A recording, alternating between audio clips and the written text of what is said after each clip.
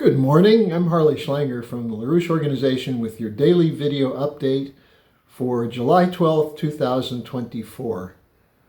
Well, we're in the midst of an election campaign. The NATO summit is concluded, and what we can talk about today is the questions I've received from you.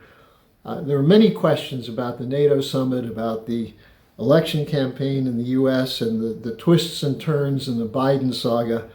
So let me start with NATO. What's clear is that NATO laid out a plan for all-out war against Russia, China, Iran, and any other country that seems to be a threat to the unipolar order. We reported on this in our EIR Daily News Alert, and what we said is they, quote, floored the gas pedal on an all-out confrontation, crossing multiple red lines at once. So let's look at what the plan includes.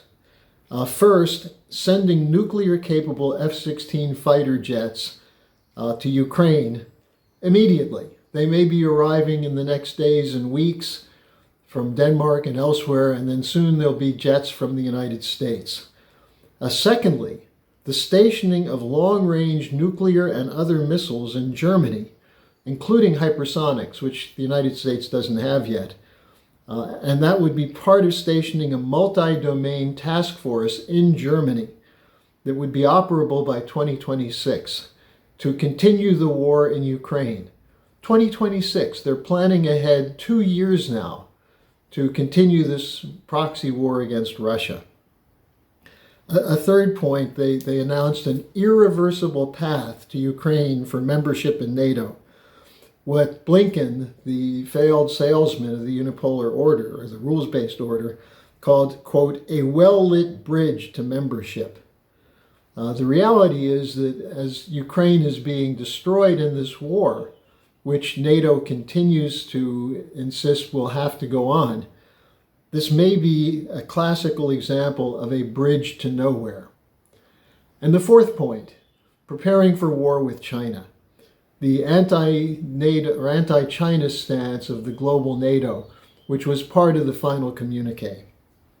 Now, as Biden was taking credit for NATO's permanent war plan, the wheels have continued to come off his re-election campaign. There are more flubs, for example, referring to President Zelensky as President Putin, talking about his vice president as Vice President Trump. But these are flubs. These are things that can happen. More importantly is that he's sticking to the policies which have failed, which threaten to plunge us into global war, including possibly nuclear war. So it's not just the wheels coming off his campaign, it's the whole global West collapsing with no alternatives being presented. For example, several of you asked, well, who should replace Biden? What should the policy be? Well, the problem is there's no alternative to the war party. Throughout both political parties, throughout the potential replacements for Biden, you name them one after another, have any of them spoken out against the global NATO policy or against the war policy in Ukraine? Have any of them spoken out against the huge volume of funds coming into campaigns from the military-industrial financial complex, from the Zionist lobby? No, they're mostly silent on this. And so you have not just the neocons and the war hawks and the puppets of the military-industrial financial complex, but a corrupt media. Now, what's required is not a replacement candidate, although ultimately we would hope to get one, but a replaced electorate, a move away from the dangerous lunacy, the delusional lunacy of the establishment. And this is not just the establishment, this goes deep into the pores of America. Why are we not seeing huge demonstrations when the US government is committing hundreds of billions of dollars to a losing war? One which threatens to explode into a global war. Why is that not being challenged? Now, the question I posed a couple of days ago, is dementia contagious? Maybe that's something we should look at. perhaps all members of the foreign policy establishment, of the intelligence establishment, and of the permanent bureaucrats, perhaps all of them should be quarantined to stop the spread of dementia. And what's clear is not only do they support a continuation, but there's almost no discussion of Putin's peace plan, no discussion of the shifts going on toward a new security architecture in Eurasia, except to dismiss it, as the Atlantic Council's Frederick Kemp did when he said, this is a disturbing backdrop to NATO. Well, it's not disturbing for the billions of people who live in Eurasia, as well as in the global south. They're hoping to get a new chance that would include economic development, that would include the possibility for their children to live a better life in sovereign nations which are committed, are dedicated to the improvement of conditions for the young people. That's what's going on in the developing sector, and that's what's not being discussed. The expectation is of the Western elites is that those billions of people will submit willingly, or if not willingly, under pressure, to the demands of the unipolar order, or what Blinken calls the rules-based order. That they will happily accept those rules and live as happy slaves. And that's not going to happen anymore. We're seeing a shift that is clear, that is becoming aggressive, and that is looking to new alternatives. So that brings us to the question that a number of you also asked, what about Donald Trump? Well, I'm just going to raise two concerns that I have with Trump. Not even looking at the errors and the weaknesses of his first term, where he refused to carry out, or he didn't carry out, a draining of the swamp. Let's take up two questions. First, Israel policy.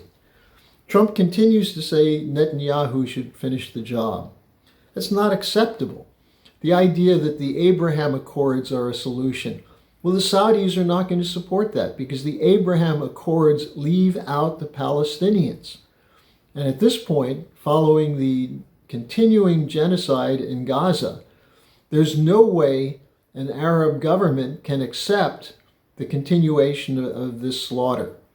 And so the Abraham Accords, while they may sound good, there's no way they're going to be adopted. And so the question of, and the second point on this, the obvious one, that the continuation of the support for Netanyahu means bowing to the policy of the military-industrial complex. So the second question, well, where does he stand on the biggest issue facing the declining rules-based order, which is the emergence of an alternate system around the BRICS, the Shanghai Cooperation Organization, and the so-called Global South? For example, the Putin-Modi meeting just last week, they reached agreements which are reshaping Eurasian policy, the political landscape, the building of efficient energy and transport corridors coordinated with the Belt and Road Initiative, of oil and gas use increasing, of increasing use of nuclear energy, all of which is coordinated with China's Belt and Road Initiative. This is the direction of the future for the world, for the majority of the world's population. And in order to facilitate it, they're engaged in a series of tests of an alternative financial settlement system for trade and investment outside of the control of Western central banks, outside of the dollar system, outside of the power of predators such as BlackRock and Vanguard. So this is something that's new, something that's big. It's not Bitcoin. It's the effort to establish a credit and investment policy which favors improvements in the physical economy, which means increases in productivity for every employed worker. That's how you solve the problem of the so-called shithole countries, which have been victims of colonial exploitation for 500 years. That's over. What is Trump's policy on that?